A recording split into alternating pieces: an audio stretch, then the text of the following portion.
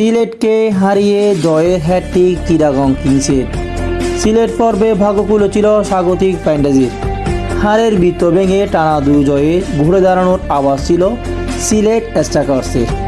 এবার সিলেট পর্বে শেষ দিনে নিজেদের মাটিতে হারের স্বাদ পেল স্বাগতিকরা। দিনের প্রথম ম্যাচে চিটাগং কিংসের কাছে 30 রানে হেরে গেছে সিলেট। ওসমান খান গ্রাহাম ক্লার্কের জোড়া 50-তে আগে ব্যাট করতে নেমে 6 উইকেটে 203 রানের বড় পুঁজি করেছিল চিটাগং কিংস। জবাবে জস মুন্সি ও জাকের আলীর ঝড়ো ইনিংসের পরও সিলেট থেমেছে 8 উইকেটে 173 রানে। এ নিয়ে চলমান আসরে জয়ের হ্যাটট্রিক হলো চিটাগং কিংসের। সিলেট আন্তর্জাতিক ক্রিকেট স্টেডিয়ামে টসে জিতে আগে ব্যাট করতে নেমে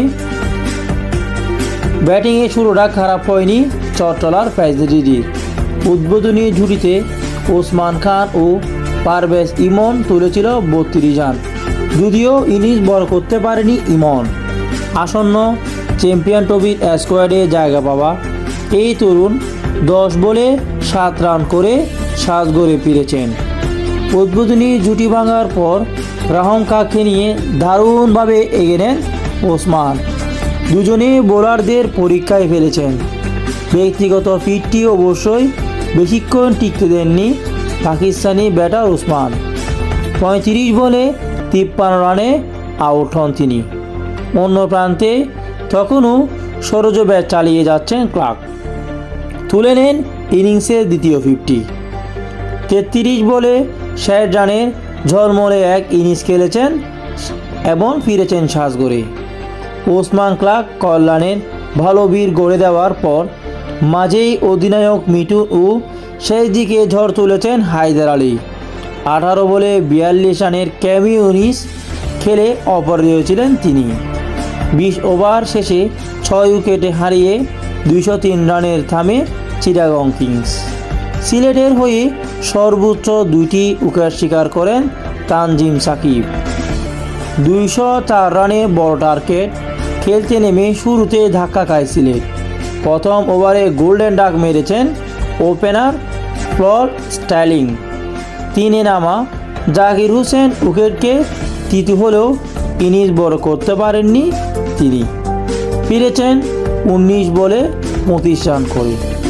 ব্যর্থ হয়েছেন ওপেনার রনি তালুকদারও। পাওয়ার প্লেতে 3 উইকেট হারিয়ে শুরুতে বিপাকে যায় সিলেট। শুরুর ধাক্কা কাটিয়ে দলের হাল ধরার চেষ্টা করেন জস মুন্সি। পরে তার সঙ্গে যোগ দেন জাকের আলী অনিকো।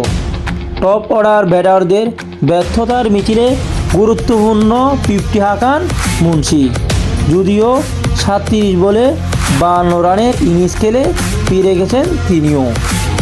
যতই সময় যাচ্ছিল সিলেটের সমীকরণ ততই কঠিন হতে থাকে।